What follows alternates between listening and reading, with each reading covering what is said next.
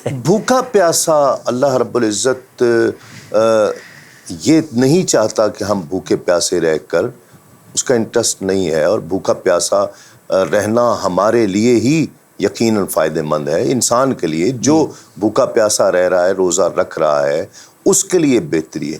کس انداز کی بہتری ہے؟ دیکھیں نا، روزہ کو ڈھال قرار دیا گیا. ایک خاص مقررہ وقت سے لے کر ایک خاص مقررہ وقت تک، بلکہ اگر اس سے 2-4 منٹ اوپر ہو جائے، 5-10 منٹ اوپر ہو جائے تو اس میں کراہت آ جائے گی. ایسے ہی تو گویا ایک خاص مقررہ وقت سے لے کر خاص اس کیا حکمت ہے اس میں؟ میں ایک بات تو ذوق کی بات پہلے میں عرض کروں. یہ جتنی بھی عبادتیں ہیں، یہ نبی رحمت صلی اللہ علیہ وسلم کی اداؤں کا مظہر ہے، اداؤں سے عبارت. بے شک بے شک. مثلا فجر کے 2 فرض ہیں. کوئی کہے جی میں تو 2 پڑھ کے میری تسلی نہیں ہوئی، میں 4 فرض پڑھوں گا، اس کی نماز ہوگی؟ منع ہے.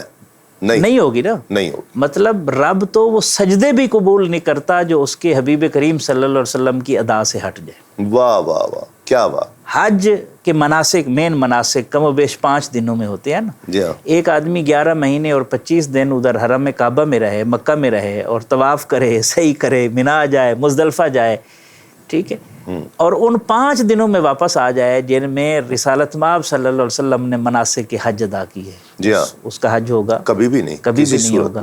اسی طرح روزہ، جس کی طرف آپ نے اشارہ کیا، مخصوص وقت سے لے کر مخصوص وقت تک بندہ اس نیت سے روزے کو لمبا کرے کہ مجھے زیادہ ثواب ملے گا، تو اس کا روزہ تو دور کی بات ہے قبول ہونا، وہ مسلمان ہی نہیں رہے گا. جی ہاں.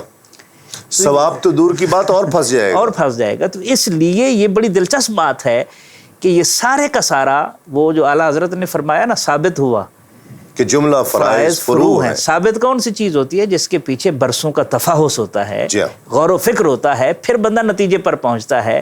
حقیقت تو یہی ہے. ثابت ہوا کہ جملہ فرائض فروع ہیں، اصل الاصول بندگی اس تاجور کی ہے. تو ایک پہلو تو یہ ہے.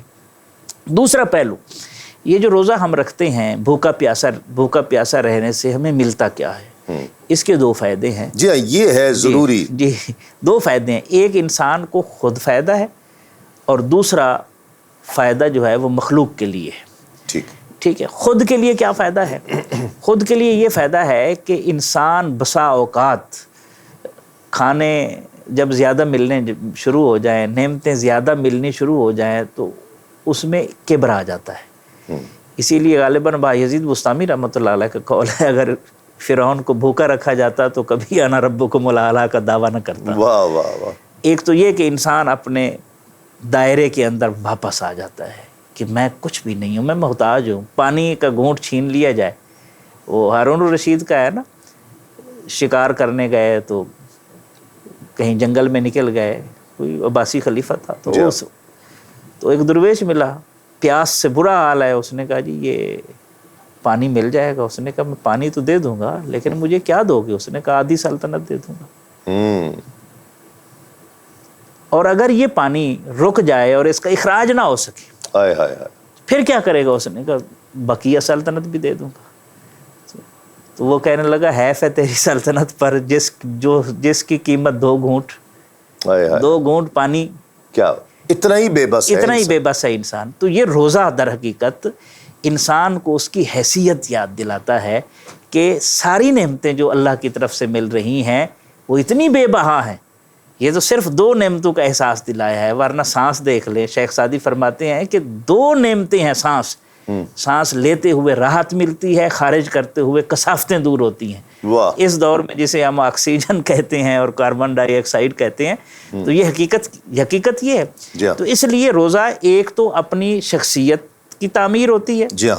دوسرا مخلوق خدا کے لیے اللہ تعالیٰ نے یہ رکھایا ہے کہ جب تم بھوکے رہو گے تو دوسروں کی بھوک کا احساس ہوگا. جب تم خود پیاسے ہوگے تو دوسرے پیاسے کی پیاس کا احساس ہوگا کہ کتنی مشکل وقت سے گزرتا ہوگا. وہ غالب کا جو شعر ہے کہ بنا کر فقیروں کا ہم بھیس غالب تماشائے اہل کرم دیکھتے ہیں. تو یہ اہل کرم کا تماشا دیکھا جا رہا ہے اور سامنے رکھا جا رہا ہے کہ یہ کس کیفیت سے گزر رہے ہیں.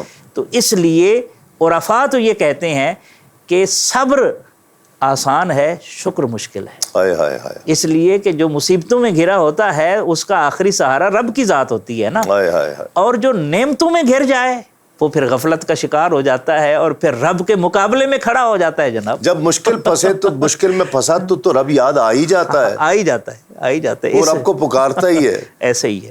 تو جب آسودہ حال ہو اس وقت رب کو پکارنا وہ اور اس مانی کی بڑی فضیلت ہے جی، جی ہاں۔ اس کی مثال دی اور اللہ نے تعریف کی حضرت سلیمان علیہ السلام کی، حضرت داؤد علیہ السلام کی، ان کو کیا بادشاہت عطا فرمائی گئی۔ کیا بات۔ اور جب بھی دیکھیں نا، جب بھی ان پر کرم ہوا ہے، قرآن پاک میں جو وہ بلقیس کا تخت لایا تھا آصف برخیہ جی ہاں۔ جو امتی تھا، تو وہاں کیا فرمایا حضرت سلیمان علیہ السلام نے؟ یہ میرے رب کا شکر ہے ہائے ہائے، جو مجھے دیکھنا چاہتا ہے کہ میں اس کا شکر کرتا ہوں یا اس کی نافرمانی کی طرف جاتا ہوں۔ اللہ اللہ اللہ، تو شکر در حقیقت جب اللہ کی نعمت ہو تو اس وقت بھی شکر واجب ہوتا ہے، اور جب کسی آزمائش میں چلا جائے تو عرفات اس وقت زیادہ شکر کرتے ہیں۔ واہ،